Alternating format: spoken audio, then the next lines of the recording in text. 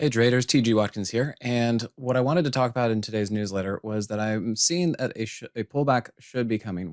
We started to see it at the end of the quarter, which was last, Wednesday, Thursday, Friday. And I think we're going to get a little bit more pullback. What I want to be seeing is basically something to the daily 50. And part of the reason I'm seeing that is just these are the patterns that I'm pretty used to. That once we cross over the daily 50, we tend to have to pull back at some point, especially since we are also seeing the weekly chart up here at what I call the arch of the foot.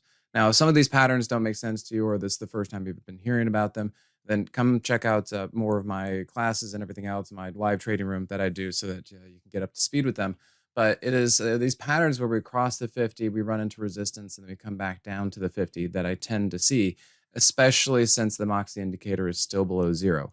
Basically, the Moxie rule is that price should not be over the 50 if the indicator is below zero. And that is definitely what we're seeing on, well, at least the NASDAQ and the S&P.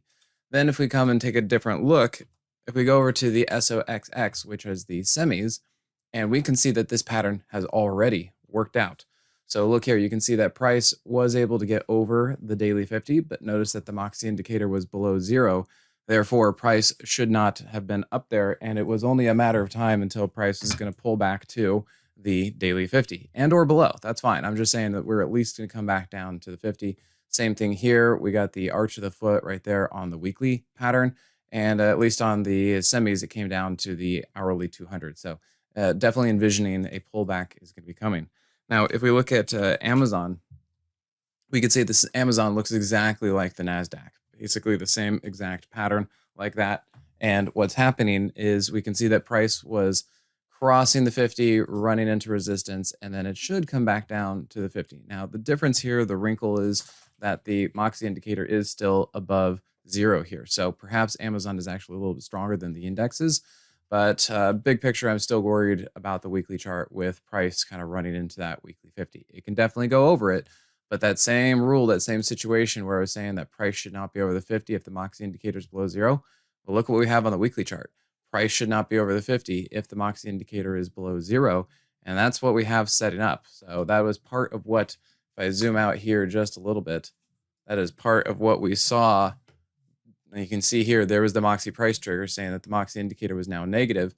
And then into this double top, this was an inverse trampoline move. Price should not be over the 50 if the Moxie indicator is below zero. And we're running into that same situation again. So then let me show you just one more situation here.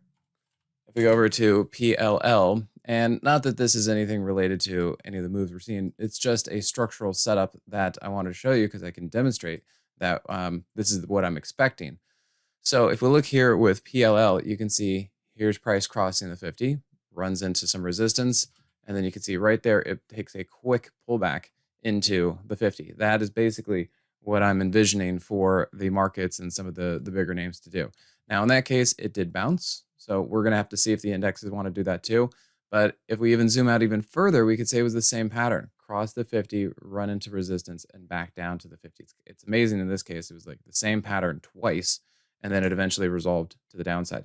So do be careful out there. We're going to have a lot of movements, both up and down. We could go down and then up and then back down again. So just be prepared for the markets to be changing on a dime, really. So stay safe out there. And if you guys have any questions, feel free to reach out, and hopefully we'll see you in the trading room. Thanks again.